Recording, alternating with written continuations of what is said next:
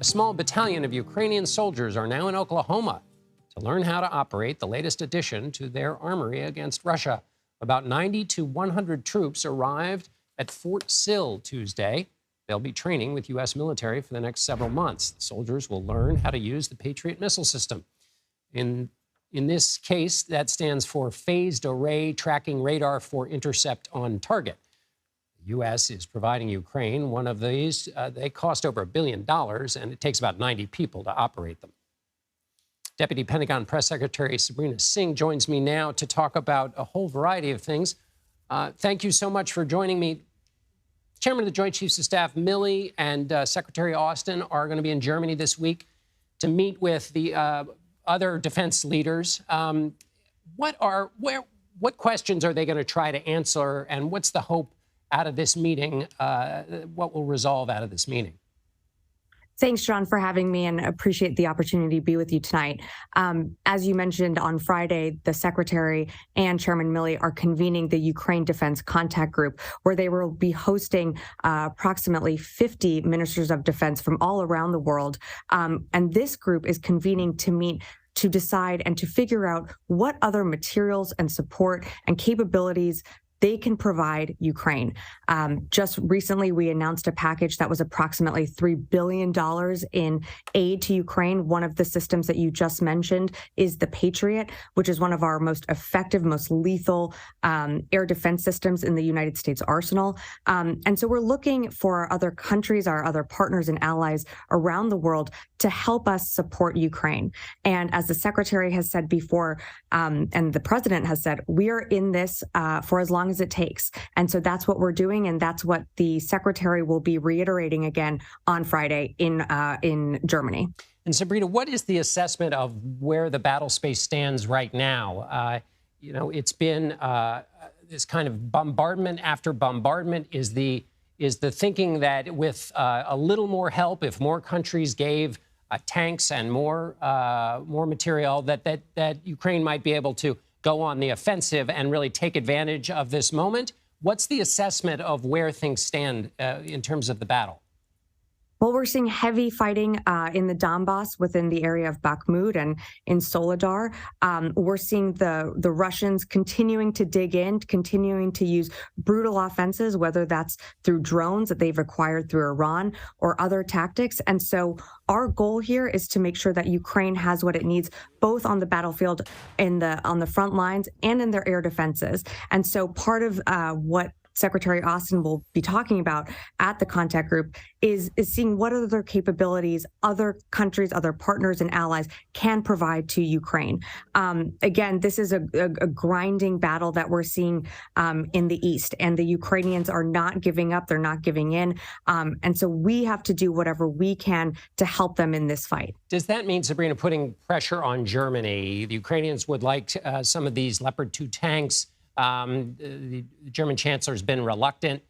Is this an instance in which the U.S. says, we've contributed a lot, now it's time for Germany to do more?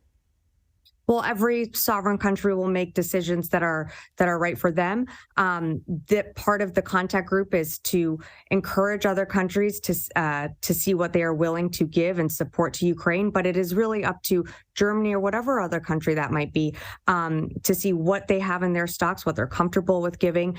But again, as you mentioned, the United States has remained one of the biggest contributor to Ukraine, just most recently, again, with that $3 billion package. And we are training Ukrainian soldiers right now here in Oklahoma in Fort Sill and in Grafenwehr in Germany. And so we're hopeful that the Ukrainians will take the training that we are providing for them and be resourceful and use that on the battlefield. Let me ask you about the symbolic nature of that commitment with the Patriot missiles. The Center for Strategic and International Studies says this about the Patriot missile, quote, "The fact that the United States is willing to take the risk of transferring the system expresses a strong political commitment to Ukraine."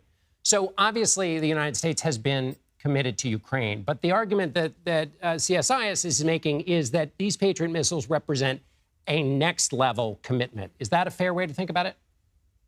Well, I don't know that that's the best way to think about it. I think our commitment is enduring no matter what package it might be. We have rolled out presidential drawdown authorities in the millions to the billions. The Patriot is, of course, one of our most lethal air defense systems that we have provided the Ukrainians, but other countries are also providing or looking into providing a Patriot if they can. And so, again, every package that we provide the Ukrainians, I think, is another show of commitment and force to Ukraine, and our strong alliance with them in this unprovoked, unjustified war that Russia has launched. And as you know, we're coming up on the one-year anniversary on February 24th. And I think it's just another reminder to the world that we stand in solidarity with Ukraine. The New York Times has a headline Wednesday night saying that U.S. officials are getting more comfortable with Ukraine pushing into taking back Crimea, which Russia invaded and took over in 2014. Is that right? Well, we've never shied away from the fact by stating that Crimea is part of Ukraine. Russia, as you mentioned, invaded Crimea in 2014. If Ukraine can and is willing to fight for Crimea, they have every right to do that. That is part of their sovereign territory. And the Pentagon concerned, or I guess I should say, if you think about the amount of missiles that the U.S. is providing, now the U.S. is providing missile protection with respect to the Patriots. The commitment is deep for the United States. What is the concern, or what is the read on President Putin when he looks at this, at the U.S. and the allies providing Ukraine with all of this, that he will take this as a more direct involvement and basically that the U.S. is engaged in war against Russia? Well, I certainly wouldn't be able to get into the mind of Vladimir Putin, but what I can say, I think this sends a very strong message to Russia, to leaders in Russia, that the United States is always going to stand on the side of protecting a sovereign state that was invaded unjustly by Russia. This is a show of force, not just with the United States. We have partners and allies from around the world working to see what they can provide Ukraine. So I think this certainly shows a show of force, a show of solidarity with the Ukrainians. And as we continue to go on in this conflict, we've seen Russia further isolated, turning to countries like North Korea and Iran for material and weapons.